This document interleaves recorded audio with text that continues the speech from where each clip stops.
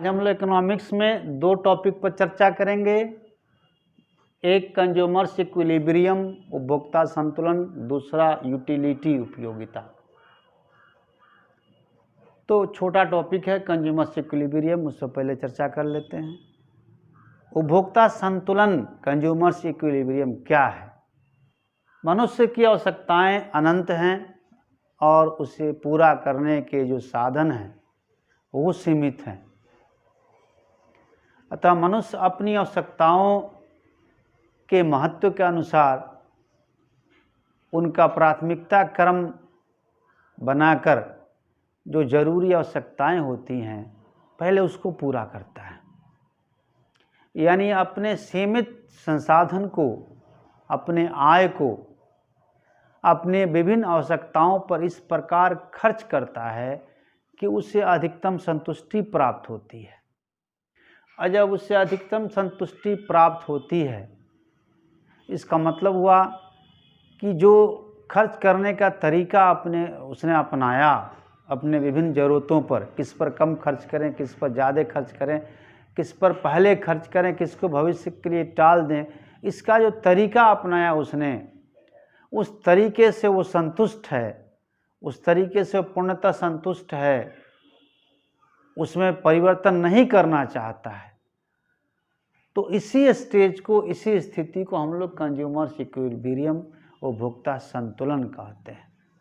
जब उपभोक्ता अपने सीमित संसाधनों को, यानी सीधे शब्दों में कहें तो अपने आय को अपने विभिन्न आवश्यकताओं पर इस प्रकार खर्च करता है कि उसे अधिकतम संतुष्टि मिलती है, और अपने खर्च करने के तरीके में तब वह कोई बदलाव करना नहीं चाहता जब तक कि परिस्थितियां सामान्य रहें, उसमें कोई बदलाव करना नहीं चाहता।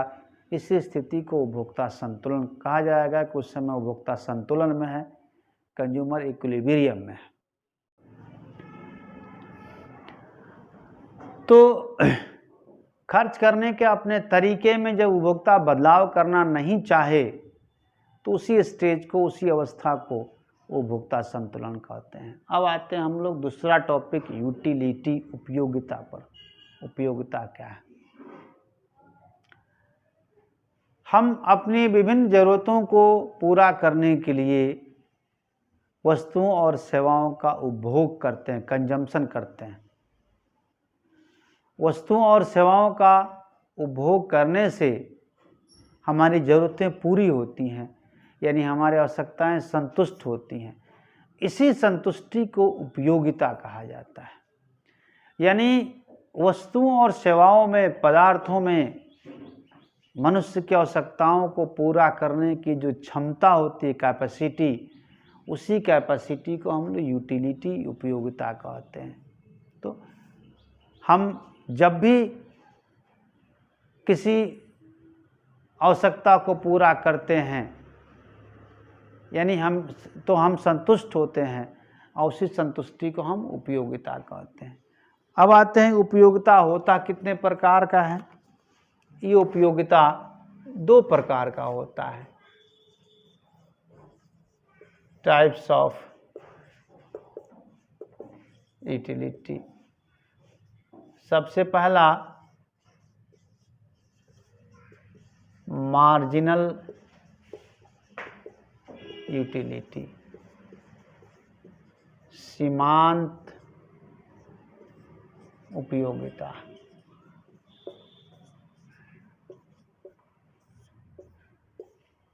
ये क्या है?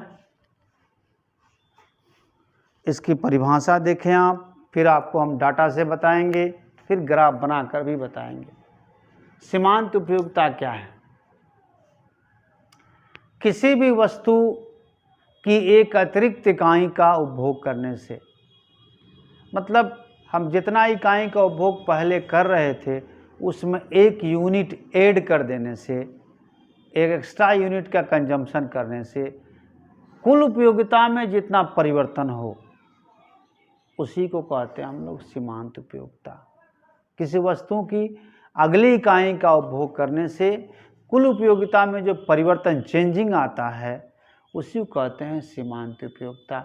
यानी इसे हम ऐसे भी कह सकते हैं कि उपभोग की प्रति इकाई उपयोगिता, एक सामान को उपभोग करने से कितना उपयोगिता हमें मिला, कितना यूटिलिटी हमें फ़ायदा पहुंचा।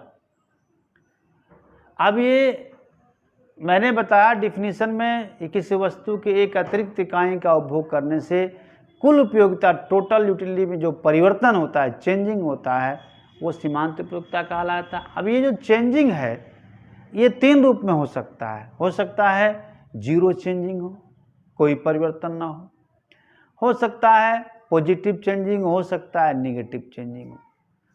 तो कब चेंजिंग धनात्मक होगा, पॉजिटिव वे में होगा, कब नेगेटिव वे में होगा, कब जीरो होगा, ये जानना जरूरी है। तो किसी वस्तु की अगली इकाइयों का, एक्स्ट्रा यूनिट का उपभोग करने से जब कुल उपयोगिता बढ़ रही होती है, कुल उपयोगिता बढ़ रही होती है, तो यहाँ यूटिलिटी, मार्जिन यूटिलिटी पॉजिटिव होगा। आज जब कुल उपयोगिता में नो चेंज होता है, ना बढ़ रहा है ना घट रहा है, कांस्टेंट हो जाता है टोटल यूटिलिटी, तो यहाँ मार्जिनल यूटिलिटी जीरो पर आ जाएगा। आज जब कुल उपयोगिता, टोटल यूटिलिटी बढ़ने के बजाय घटने लगता है, तब कहेंगे कि मार्जिनल यूटिलिटी नेगेटिव हो गया, ऋणात्मक हो गया। इसे हम एक उदाहरण से समझते हैं, उस उदाहरण को ग्राफ के रूप में बनाकर भी समझते हैं। देखिए,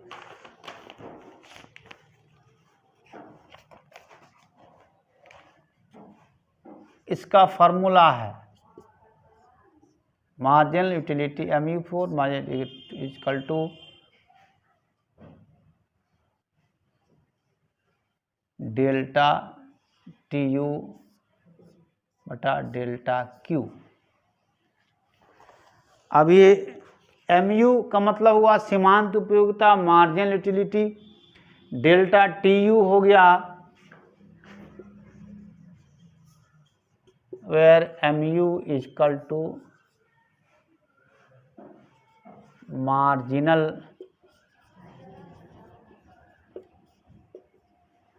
utility delta TU change in total utility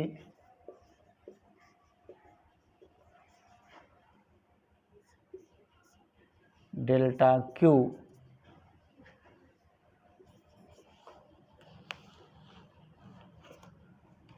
change in quantity consumed, यानी जो भी हम सामान उपभोग कर रहे हैं उसकी संख्या में परिवर्तन। अब इसको हम एक उदाहरण द्वारा समझते हैं। मान लेते हैं कि कंज्यूमर सेब का कंजम्पशन करता है, सेब का उपभोग करता है, तो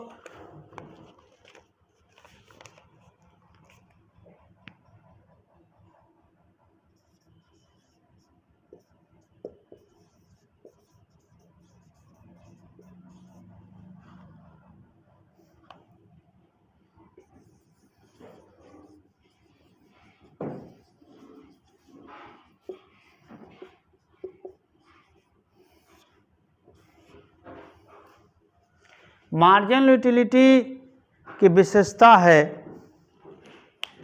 कि ये शुरू में घटता है। ध्यान रखिएगा, ये शुरू में घटता है, फिर घटते क्रम में होगा, फिर जीरो हो जाएगा, उसके बाद निगेटिव होने लगेगा। यानी पॉजिटिव जब तक रहेगा ये डिक्रीजिंग ट्रेंड में होता है।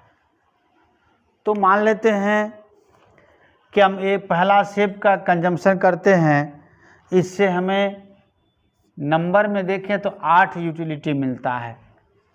दूसरे सेब का कंजम्पशन करते हैं, इससे हमें 6 यूटिलिटी मिलता है, ये यूटिलिटी घट गया। तीसरे का कंजम्पशन करते हैं, इससे हमें 4 यूटिलिटी मिला। चौथे सेब का कंजम्पशन करते हैं, इससे हमें 2 यूटिलिटी मिला।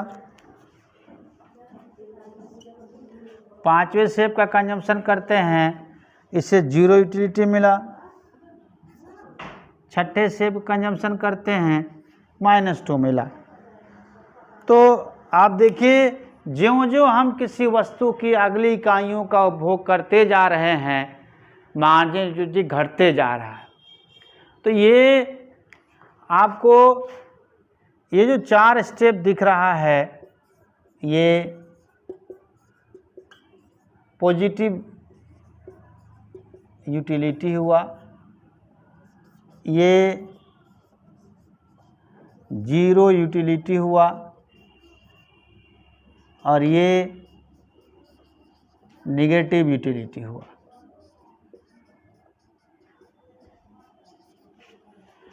तो जैसे जैसे हम किसी वस्तु के अगली इकाइयों का कंजम्पशन करते जा रहे हैं, उनसे प्राप्त होने वाली उपयोगिता, सीमांत उपयोगिता क्रमशः घटती जा रही है, और घटते घटते अंत में आकर 0 हो जा रही है।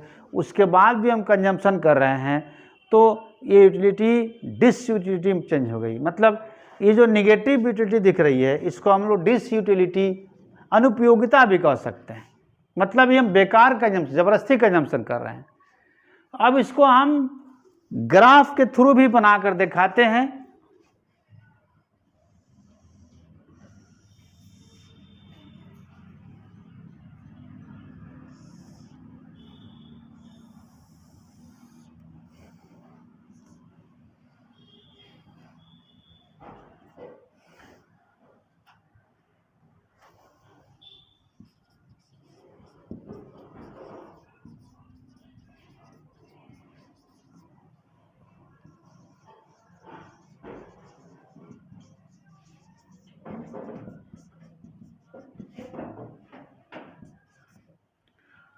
दो एक्सिस है इस ग्राफ में, 2 अक्ष हैं। ओ एक्स एक्सिस पर हम एप्पल की संख्या को दिखा रहे हैं, कितना सेब कंज्यूम कर रहे हैं, और ओ वाई पर हम मार्जिनल यूटिलिटी को दिखा रहे हैं।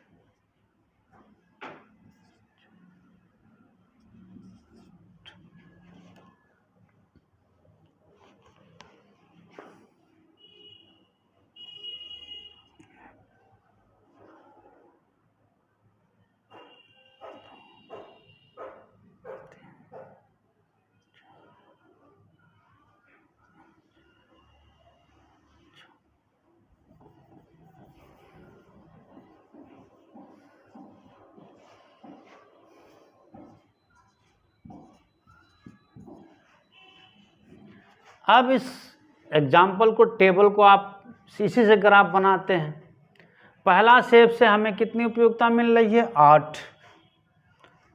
तो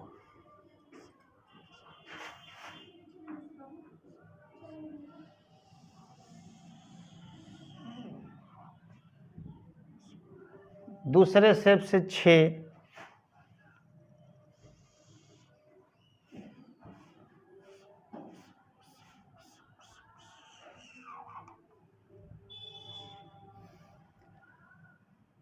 तीसरे से 4,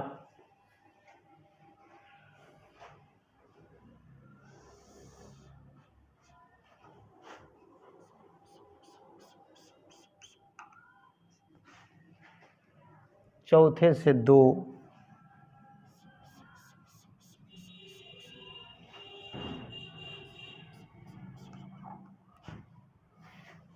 पांचवें से 0,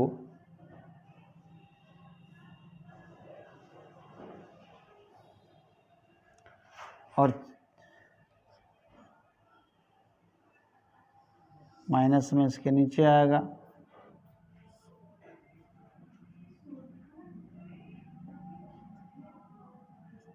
-2। तो छठे से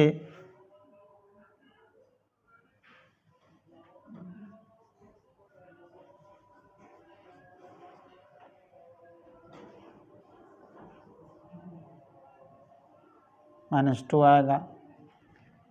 अब इसको आप मिलाइए, सबके हेड को मिलाते हुए लाइन खींचिए।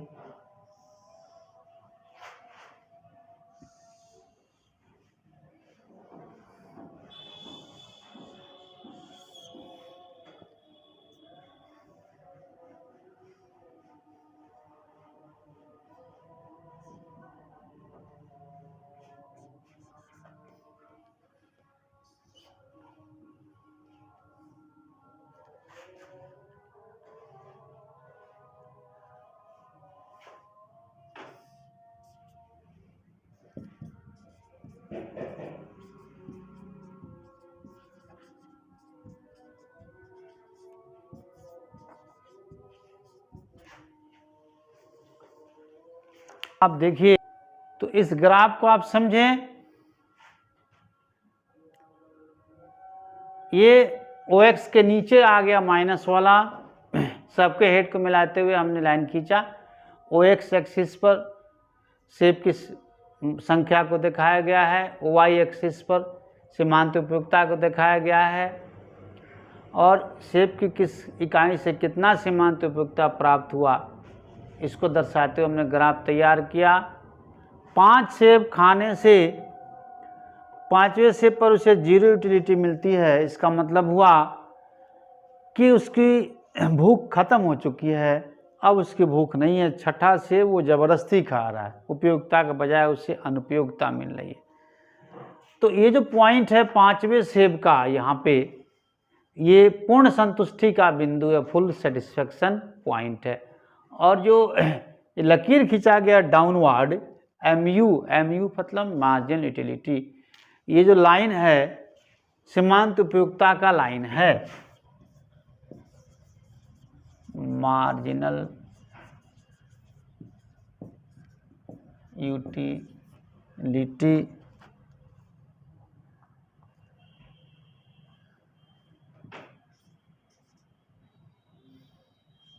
कर्व, और ये डाउनवर्ड है, ऊपर से नीचे की तरफ है। तो ये सीमांत उपयोगिता हुआ। अब हम लोग समझेंगे कुल उपयोगिता, टोटल यूटिलिटी पढ़ेंगे हम लोग, कुल उपयोगिता दूसरा टॉपिक। ये क्या है? किसी वस्तु की विभिन्न इकाइयों का, अलग अलग इकाइयों का जब उपभोग करते हैं तो उनसे हमें अलग अलग उपयोगिता प्राप्त होती है। उपयोगिता मतलब सीमांत उपयोगिता। उन सब के जोड़ को ही कुल उपयोगिता कहते हैं, टोटल यूटिलिटी। किसी वस्तु की अलग अलग इकाइयों के उपभोग से जो उपयोगिता या सीमांत उपयोगिता, मार्जिनल यूटिलिटी प्राप्त होती है, उसी के जोड़ को, योग को सीमांत उपयोगिता कहा जाता है।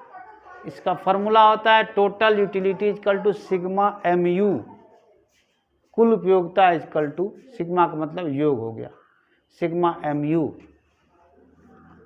अब इसे हम डाटा से समझें, फिर ग्राफ से भी समझेंगे।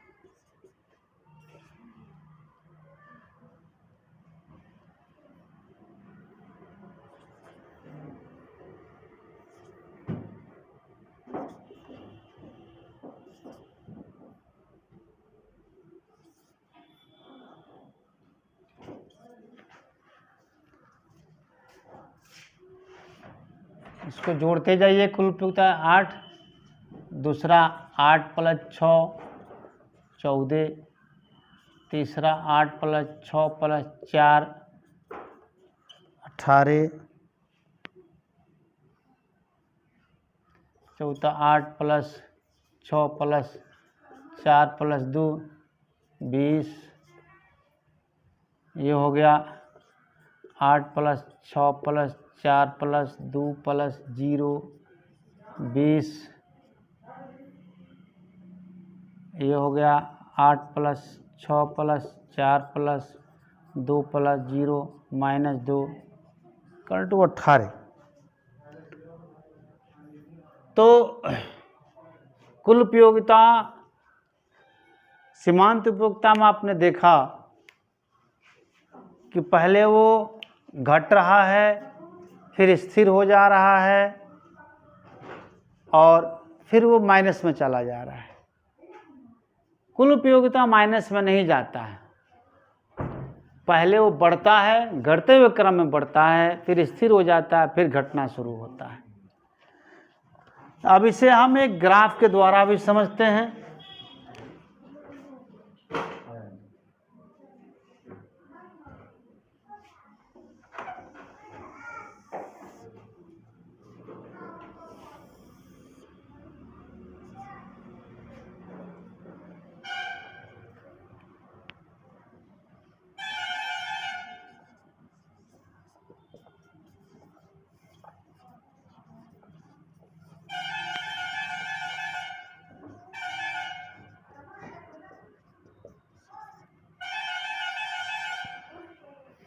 इसी डाटा को ग्राफ पर हम फीड करते हैं।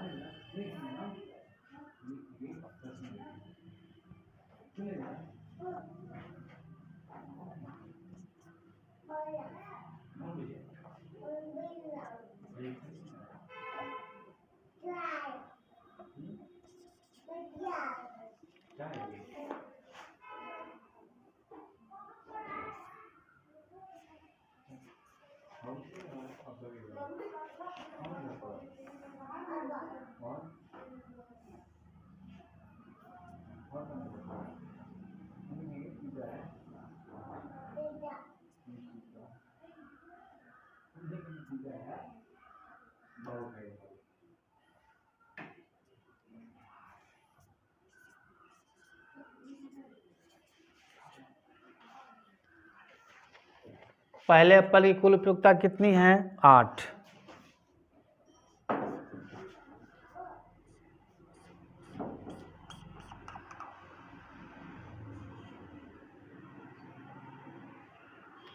दूसरे की कुल उपयोगिता है 14,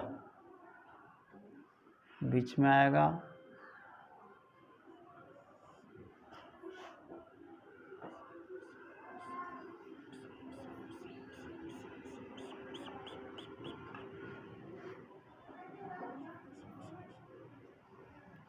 तीसरे की कुल उपयोगिता 18,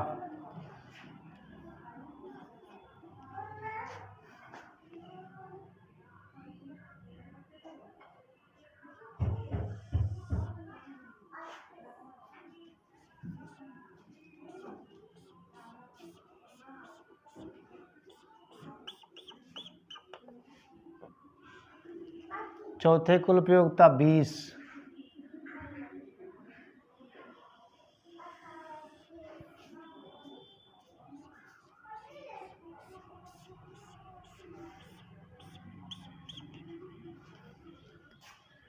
पांचवे के भी 20,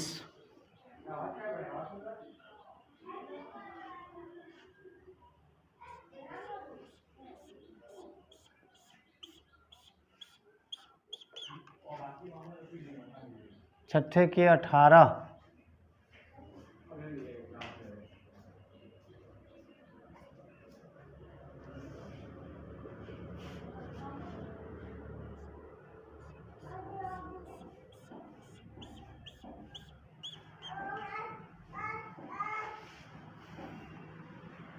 तो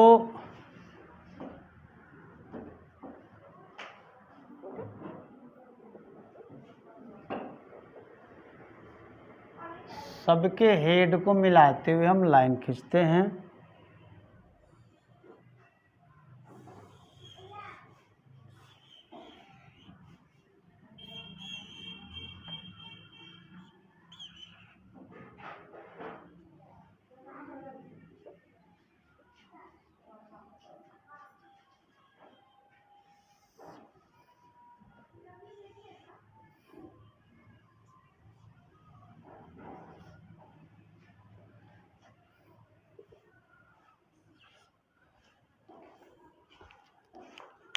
इस ग्राफ को आप देखें, सीमांत उपयुक्तता का जो ग्राफ था उसमें सीमांत उपयुक्तता की जो रेखा थी ऊपर से नीचे की ओर गिरती हुई थी और लगातार गिरती हुई गई। इवन उसने OX एक्सिस को पार भी कर लिया है। इसमें उससे कुछ डिफरेंस है, ये इस लाइन ने OX एक्सिस को पार नहीं किया है। इसके 3 स्टेज हैं। आप देखिए यहाँ तक, यहाँ से लेकर यहाँ तक ये लगातार बढ़ रहा है, भले घटते क्रम में बढ़ रहा है। फिर ये दोनों स्टेज आकर कांस्टेंट हो गया, चपटा जो है फ्लैट, ये कांस्टेंट हो गया। इसके बाद गिरना शुरू हुआ, यानी 3 स्टेज है।